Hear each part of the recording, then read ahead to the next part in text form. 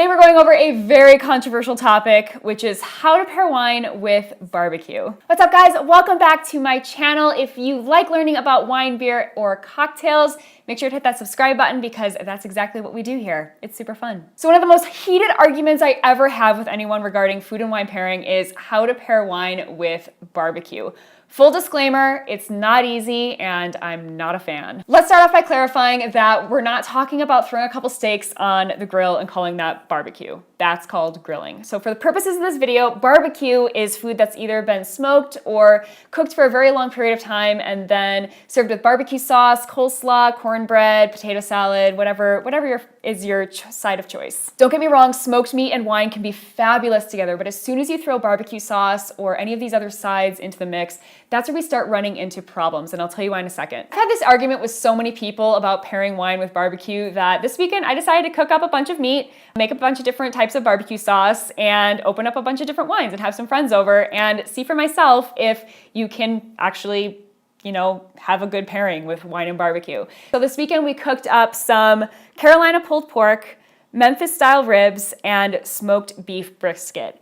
And then we served them up with coleslaw, beans, pickles, and potato chips. Then I made authentic Carolina barbecue sauce, Kansas City barbecue sauce, Texas, and Memphis barbecue sauce. Yeah, I kind of went overboard on that one. Now, all of these barbecue sauces definitely had some sweet and or spicy flavors to them, and this is where we run into problems with pairing that with wine. Sweet foods need sweet flavors in wine. Otherwise, a wine will taste bitter and the flavors are going to be totally masked. Spicy foods also need sweet wines because the sugar will cool down those spicy flavors.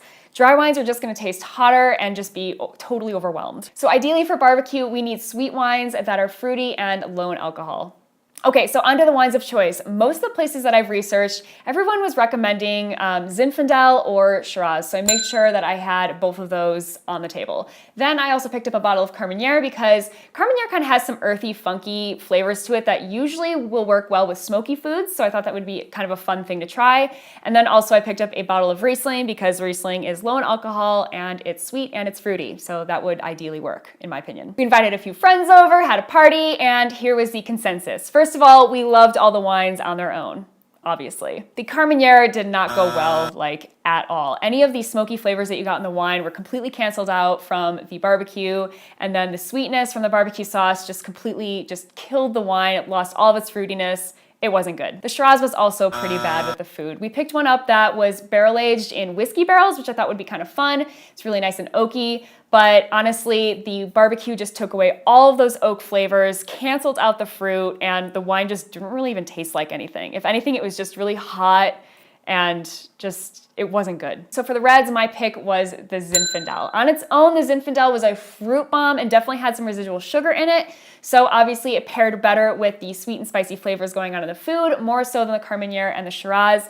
But it was weird. It didn't smell or taste like oak at all when you tried it on its own, but then as soon as you had it with the barbecue, it was like crazy oaky. So I found that really interesting. Of all the wines, the Riesling was by far the best. It was definitely the sweetest out of the bunch, so it really paired well with the spicy flavors going on in the food. It cooled it all down, and then it worked with the sweet flavors in the food because it didn't really taste that sweet because it was just as sweet as the food, so it worked. So the final verdict, guys, is that it's all subjective. If you like wine with barbecue, don't let me tell you that it doesn't work, but honestly, none of these wines really were a great pairing with the food.